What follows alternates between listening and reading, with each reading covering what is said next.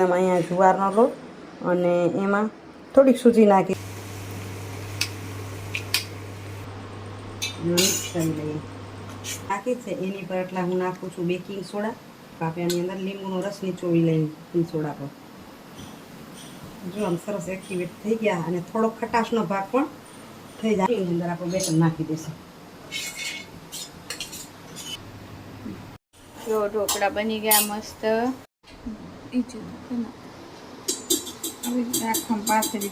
તૈયાર.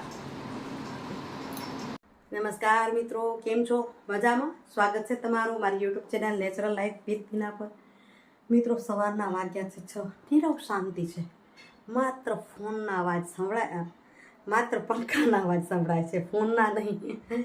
અને ચાલો આપણે હવે જલ્દી કરી નાસ્તા માટેની તૈયારી કરશું. ત્યાં સુધી દ્રષ્ટિ પણ ઉઠશે. જવું હોય ગામડામાં એટલે ઉતાવળ હોય, કારણ કે બસ લેવી હોય.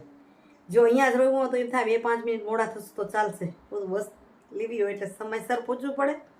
અને ગામડામાં જવું હોય તો એવું હોય કે ગામડાની બસો સીમિત હોય, ગણેલી હોય, એટલે એ બસોના ટાઈમસર પહોંચવું પડે. એટલે જલ્દી કરીએ. ચાલો નાસ્તા માટે આજે જુવારના લોટમાંથી બનાવું છું. જુઓ શું બની રહ્યું છે, મસ્ત. જોઈ જુવારના લોટના ઢોકળા બનાવું છું. તો એનામાં અહીંયા જુવારનો લોટ અને એમાં થોડીક સૂજી નાખી છે અને 1/4 ભાગ નાખી સૂજી તો પણ ચાલે, બાઇડિંગ સારી આવી જાય. અને અહીં આદુ મરચાં લસણને મેં પીસી રાખ્યા છે ને અહીં મૂક્યું છે તેલ. આદુ મરચાં લસણ છે ને એનો વઘાર કરીને આની અંદર નાખી દઈશ અને પછી આપણે આગળ કરતા જઈએ. રાઈ આવી સેજ જ નાખી, તેલ ગરમ થઈ કે નહીં ખબર પડે છે. જીરું નાખી દઉં,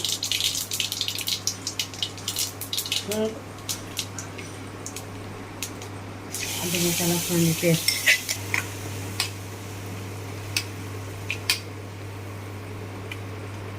અહીંયા પાકી ગયું એટલે આનામાં આપણે પલટાવી દઈએ બેટરમાં. બેટર હજી કડક છે ને, અમે તો સાફ કરી નાખીશ એટલે એને જોઈએ હું આપણે બેટર બનાવી દઈશું. પછી મિક્સ કરી લઈએ.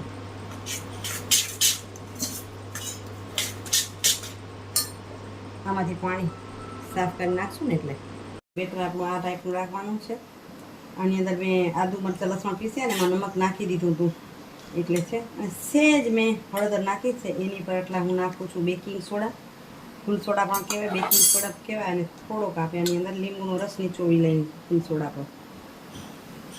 જો આમ સરસ એક્ટિવેટ થઈ ગયા અને થોડોક ખટાશનો ભાગ પણ થઈ જાય. મેં મોળી છાશમાં પલાળ્યું છે. ખાટી છાશ હોય તો લીંબુની જરૂર ન પડે. અને બરાબર મિક્સ કરી લઈએ. થોડીક આ રીતે ડાયરેક્શનમાં આ રીતે ફેંટશું એટલે થોડુંક ફ્લફી થઈ જશે. થઈ ગયું તૈયાર. મૂકું છું થાળી જે મેં તેલથી ગ્રીસ કરી રાખી છે, નાખી દઈશું.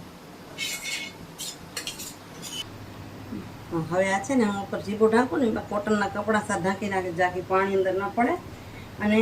અને મીડિયમ ટુ લો પર 20 મિનિટ ચડવા દઈશું. ઢોકળા જો 20 મિનિટ પછી થઈ ગયા છે તૈયાર છે ને, એકદમ મસ્ત ફૂલેલા. તો હવે આને વઘારી લેશું. તો જો વઘાર આપણો થઈ ગયો, તેલ ગરમ થઈ ગયું, રાઈ, જીરું, તલ ને પછી તરત નાખી દઈશું લીલા મરચાં. 1-2 મિનિટ માટે હલાવશું, મરચાંની કચાશ નીકળી જાય ત્યાં સુધી નાખશું આપણે મરચાં. મસ્ત ટેસ્ટી થાય એટલે. હવે આ મરચાં પાકી ગયા છે, વઘાર આપણે થાળીમાં નાખી દઈશું. આખમ પાથરી દઈશું, મિક્સ કરી નાખશું. તૈયાર.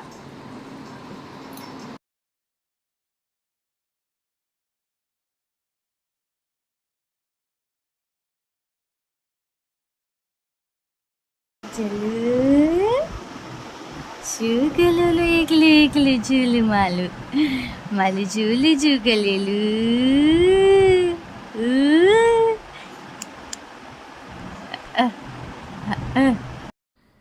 તો મિત્રો વાગ્યા છે 9. તૈયાર થઈ. બહુ ઉતાવળ કરી હો. પછી નાસ્તો કરવા બેઠા તો વિડીયો ના થયો. એક બબુ રમાડવામાં રહી જઈએ ને એટલે. ઢોકળા કેવા લાગ્યા કમેન્ટ કરીને જરૂરથી કહેજો. આ જુવારના લોટના ઢોકળા છે ને બહુ જ સરસ થાય છે અને હેલ્ધી પણ છે, કારણ કે આમાં તેલ માપનું જ વપરાય. અને હું તો ઘણીવાર વઘારું નહીં તો મને તો ભાવી જાય, પણ વઘારી તો થોડાક વધુ ટેસ્ટી થઈ જાય, ઉપરથી વઘાર રેડી દઈ તો. એટલે સરસ નાસ્તો પતી ગયો. સાહેબ તૈયાર થાય છે, 9 વાગ્યા છે. નીકળું તે પહેલાં સુવિચાર લઈ લઉં. આજના સુવિચારની વાત કરું તો એવી છે, લોકોની વાતો પરની વાત છે. હું અત્યારે કંઈક એવો અહેસાસ કરું કે લોકો કંઈક કહેતા હોય કે વહુ પૂરે દીએ છે, દીકરી આવી છે ને એની મમ્મી રોજ ભાગે છે, કોઈ કાંઈક મળતું હોય મને જ કહે ને, એટલે હું બહારથી વાતો નહીં કહું કે તમે આમ કેમ કરી લો, એમ કહે ને એના પરથી એમ કહી રહી છું. તમને પણ આવો ક્યાંય સામનો કરવો પડતો હોય તો તમે એક વાતનું ધ્યાન રાખો, જો તમને એકદમ શાંતિથી જીવવું હોય તો લોકોની વાતોને નજરઅંદાજ કરો. એને દિલથી ભલે ન ઉડાડો, પણ હસતા હસતા છોડી દો. મારી પરિસ્થિતિ શું છે એ મને ખબર છે. સામેવાળાને કેવું એ એનું કામ છે કહેવા દે, બરાબર.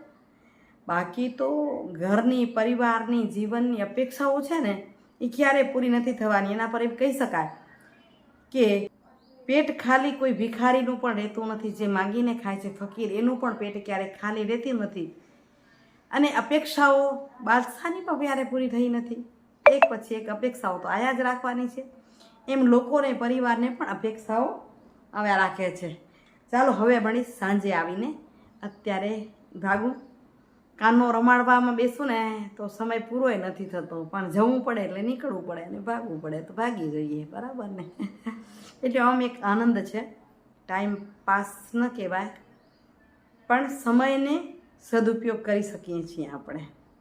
2 વસ્તુ સચવાય છે, પરિવારે સચવાય છે, આર્થિક ઉપજના પણ થાય છે, અને માઇન્ડ કટાતું નથી. રોજ નવું આ માઇન્ડને મળતું રહે છે. ચાલો સાંજે મળીએ. તો મિત્રો વાગ્યા છે 7 અને પહોંચ્યા ઘરે. અહીં નણંદ ભોજાઈ 2 રસોડામાં હલચલ. બાપુ આપણો અહીંયા કોઈક બીજા કાનાની વાત કરે છે.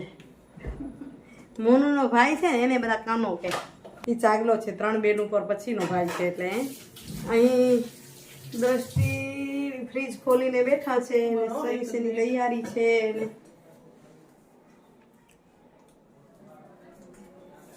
લસણ પડે ટેબલ પર પડ્યું. જો ઓફિસેથી આવી તોય ખબર છે લસણ ક્યાં છે. લસણ ને શું બનાવવાના શું છો? બનાવવાનું છે કટ્ટાનું સબ્જી. હા, મહેમાન આવ્યા છે તો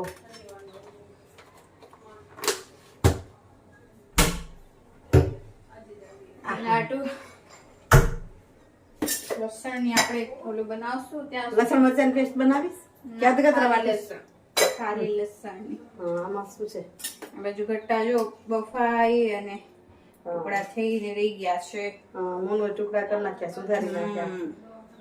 એ જ પાણીમાં સુધારી નાખવાના જેવા નહોતો એમાં બનાવ. એમાં મસાલો હોય ને એટલે બબુ રાખીને કરું તો વિડીયો એમને કર્યો નહીં. તમને બધાને કદાચ આવડતી હશે, પણ કદાચ શીખવી હોય રીત તો બીજી વાર દ્રષ્ટિ બનાવ ત્યારે વિડીયો કહેજો તો બનાવી આપીશ. તે બાજુ ભાત બની ગયા, રોટલી બની ગઈ, રસ પણ બની ગયો, અને હવે અહીં ગટ્ટાની સબ્જીનો વઘાર કરી રહી છે.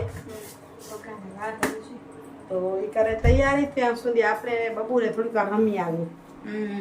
રસોડામાં મજા નહીં આવે એમને.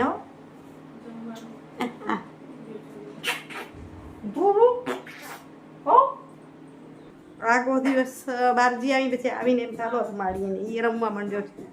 હાર્દિક મામો રમાડવા આવ્યો તો બપુ. હાર્દિક મામો આવ્યા હતા રમાડવા. તૈયાર કરી લીધું આવી રીતે લસણ કૂટી, આની અંદર નાખ્યું મરચું, હળદર, ધાણા પાવડર અને પાણી થોડું, અને પેલું વઘારમાં નાખશું આપણે. તો રાઈ તળાવશું ગરમ તેલમાં. રાઈ તળી જાય એટલે આપણે નાખશું જીરું.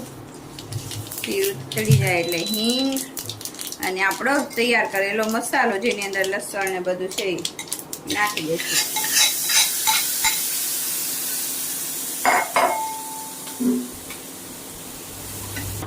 આમાંથી જ્યાં તેલ છૂટું પડે ને એટલું આપણે પકાવશું. જો તેલ છૂટું થવા આવ્યું છે, લસણની કચાશ નીકળી જાય, કેમ કે પાણીની અંદર નાખ્યું હતું. સારી રીતે પકાવવાનું છે. ગટ્ટા તો ઓલરેડી આપણે આવી રીતે બાફ્યા છે ને, આ જે છે ને આ ગ્રેવી એ ઘટ્ટ થઈ જશે. ઘણા છાશમાં પણ બનાવે. છાશવાળું શું થાય, કઢી જેવું બનાવે, ખટાશ પકડે છે એ. એટલે આપણે જો આ ઘટ્ટ મસાલો તૈયાર થઈ જશે. ઘણા છાશ નાખે, ઘણા દહીં નાખે. દહીં નાખે તો આમ ઢોકળી ટાઈપનું શાક લાગે. જો ઉપર તેલ આવી રીતે છૂટું પડે છે, મતલબ આપણે લસણની કચાશ પણ નીકળી ગઈ છે ને મસાલો પણ સારો પાકી જશે. ત્યારે આવી રીતે ગટ્ટા નાખી દઈશું. હવે મિક્સ કરી લઈશું. થોડું પાણી આની અંદર એડ કરવાનું રહેશે, કેમ કે આપણે આ મસાલો એકદમ ગટ્ટામાં મિક્સ થાય ત્યાં સુધી આપણે એને થોડું બાફવાનું છે. એટલે આની અંદર પાણી નાખશું. પાણી. આ જેમ જેમ ઉકળશે એમ ગાઢું થશે, એટલે પાણી જેવું હોય તો થોડું પેલું વધારે જ નાખવાનું. ગ્રેવી સારી બની જાય અને ગટ્ટા છે એ આપણા કાચા ન રહે અંદરથી. ખાસ માટે મેં મરચું નાખી દીધું. આ મરચામાં કલર નથી, સમજી? હા, ઉપરથી સ્વાદ કલર અનુસાર લસણ કૂટવા નમક નાખ્યું હતું અને ગટ્ટામાં પણ હોય, અને એ જ આપણે પાણી નાખ્યું છે. તો નમક પછી સ્વાદ અનુસાર નાખી લેવાનું. રસ મુઠિયાને જેમ ઉકાળવાના કા ગટાને. રસમુઠિયામાં ઘઉંનો લોટ હોય, આની અંદર ચણાનો લોટ. ચણા 2-3 મિનિટ ચડે છે. હજુ આમાં મને કાચા લાગે છે. જો વચ્ચે બરાબર એકદમ એક રસ થઈ જાય અને આ રસો પણ ચૂસાઈ જશે, ઘટ થઈ જશે ત્યાં સુધી ચડાશો. લગભગ 5-7 મિનિટ અને ઉકાળતું આ રહેશે. આ મસાલો પણ એક અંદર લઈ લેશે. અંદર જે આ દેખાય છે ને કચાશ ટાઈપનું વચ્ચો ભાગ, એ પૂરો બાકી જશે. તો અહીં આપણું શાક થઈ ગયું તૈયાર. ગટ્ટાની સબ્જી જોરદાર થઈ ગઈ. જો રસ પણ ઘાટો થઈ ગયો. હવે સગડી કરી દીધી છે બંધ. જમવાનું તૈયાર કરીએ ત્યાં સુધી કરીએ. અહીં ભાત પણ થઈ ગયા છે. કાનો સૂવે છે. કાનાના મમ્મી ગાયત્રી મંત્રના હાલરડા ગાતા ગાતા સુવડાવે છે.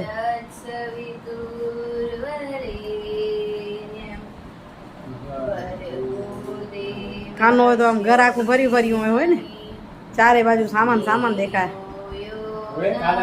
ખાલી લાગતું.